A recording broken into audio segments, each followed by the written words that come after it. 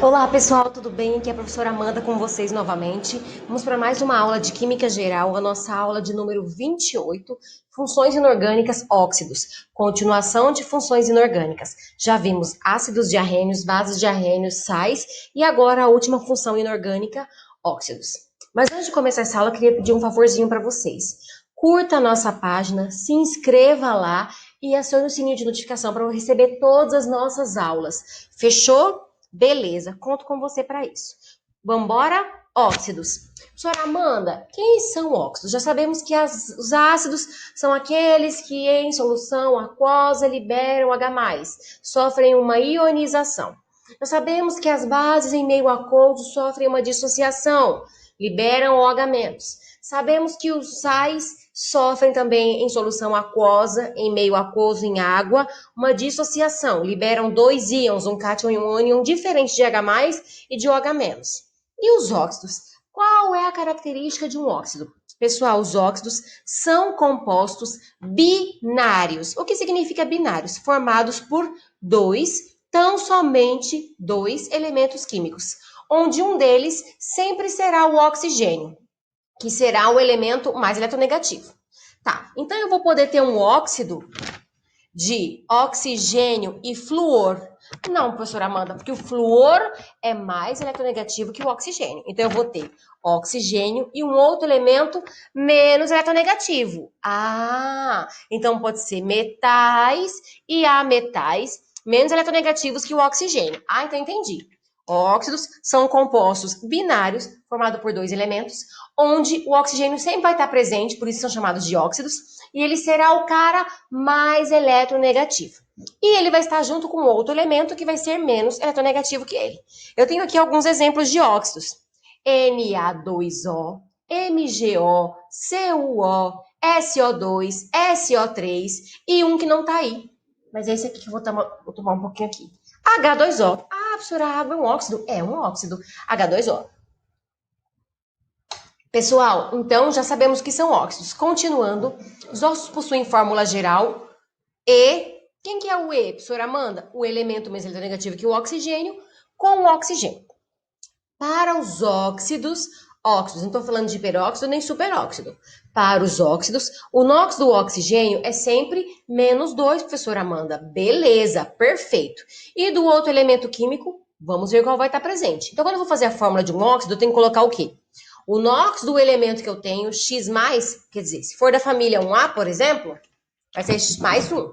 Se for da família 2, mais 2. Se for desses elementos aqui de transição, vai ter cada um o seu NOx. Se for os elementos daqui ametais, cada um vai ter o seu NOx. Então, eu vou colocar o NOx do elemento e o oxigênio vai ser sempre NOx -2.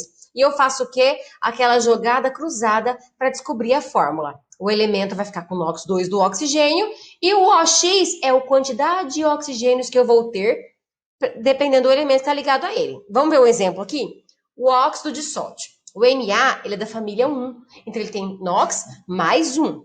E o oxigênio, já sabemos, tem NOx -2. Eu faço a jogada cruzada, escorregador, o NOx do Na vai para o O como índice, e o NOx do O, que é -2, vai para o Na como índice.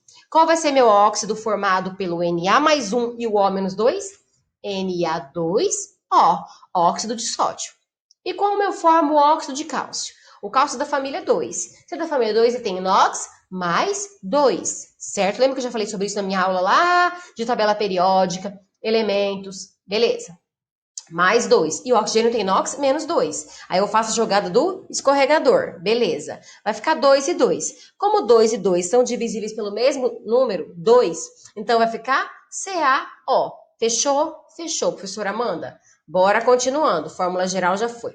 Nomenclatura de um óxido. Se ele é um óxido formado por um ametal com um oxigênio, a nomenclatura é uma.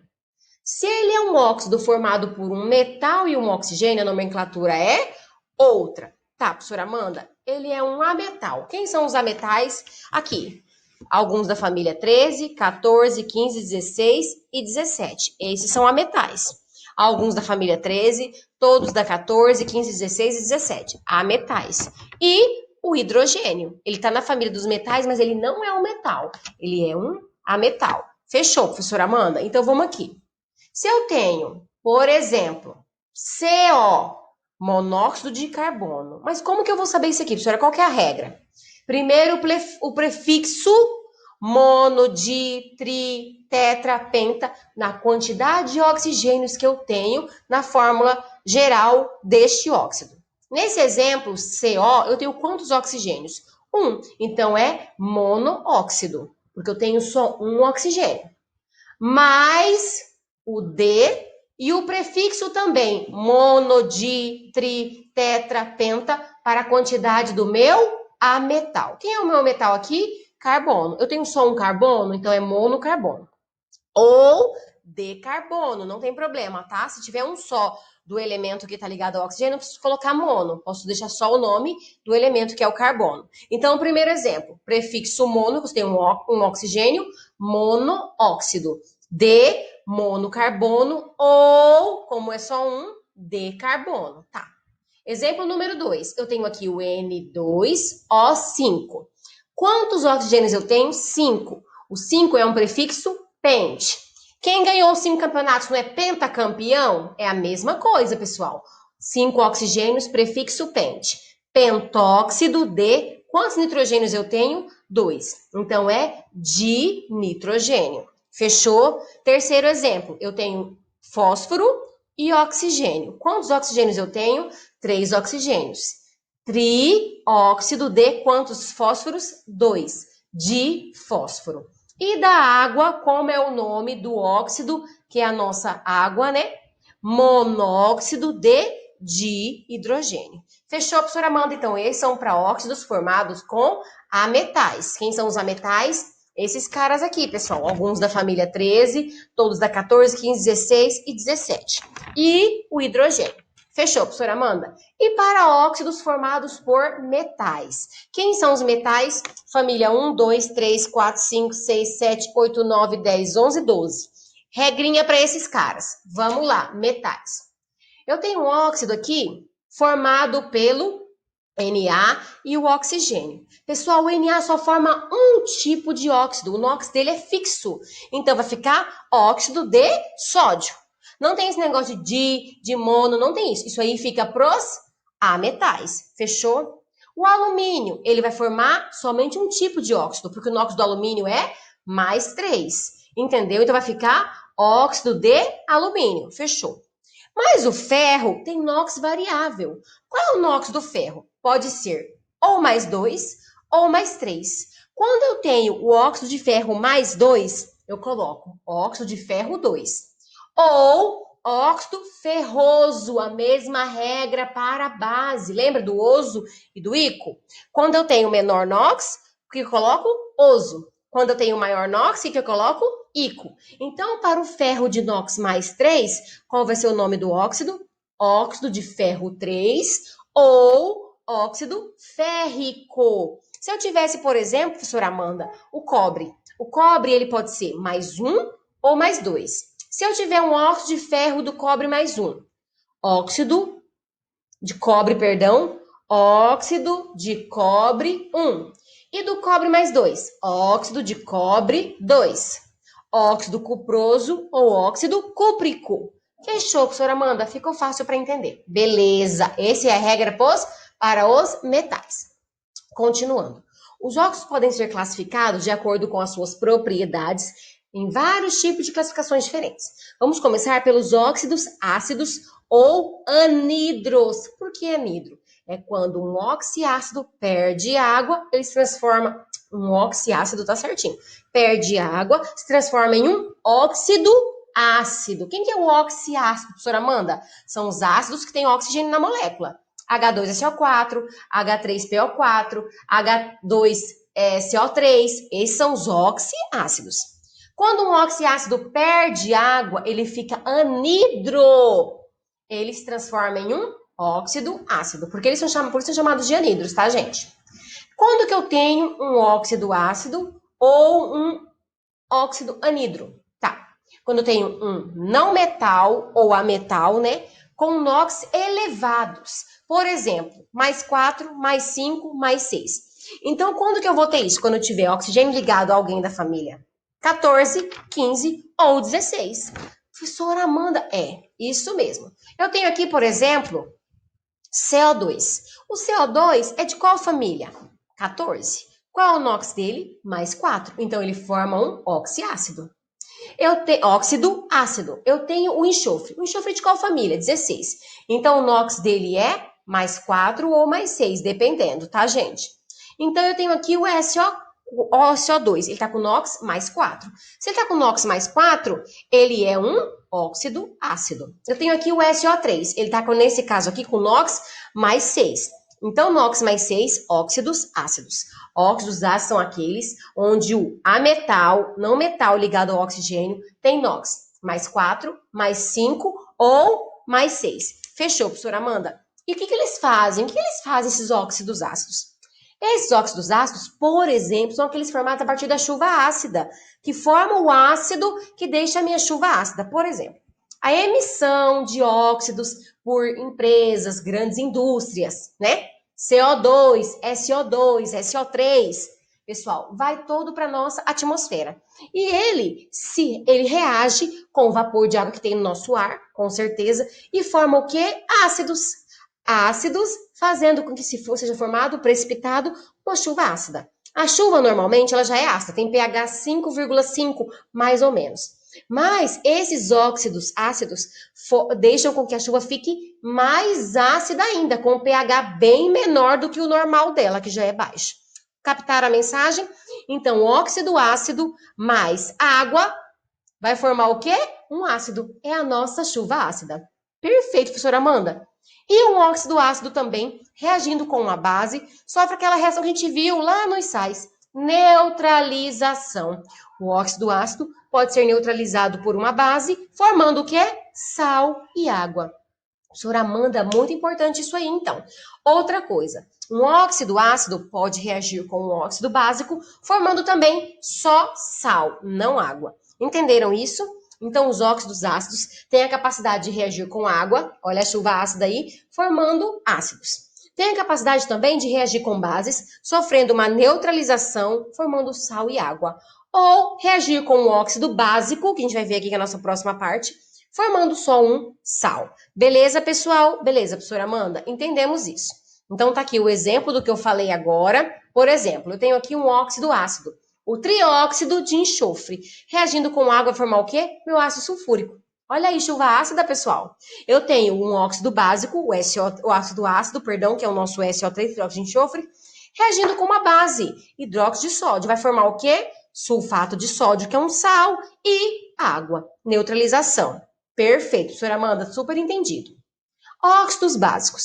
Já os óxidos básicos são formados através de quem? O nosso oxigênio ligado a um metal de NOx baixo. Metais da família 1 e família 2. Por exemplo, Na, Mg, cálcio, rubídio, estrôncio, qualquer um da família 1 ou da família 2, que formam os meus óxidos básicos. Os óxidos básicos, eles também reagem com água, produzindo base. O exemplo é o nossa cal virgem, está no meu exemplo no próximo slide, tá? E tem os óxidos básicos também, podem reagir com ácido, sofrendo uma neutralização. Já falei para vocês, com ácido neutralização, formando o quê? Sal e água. Os óxidos básicos também podem reagir com o quê? Com óxido ácido, neutralizando, formando só um sal.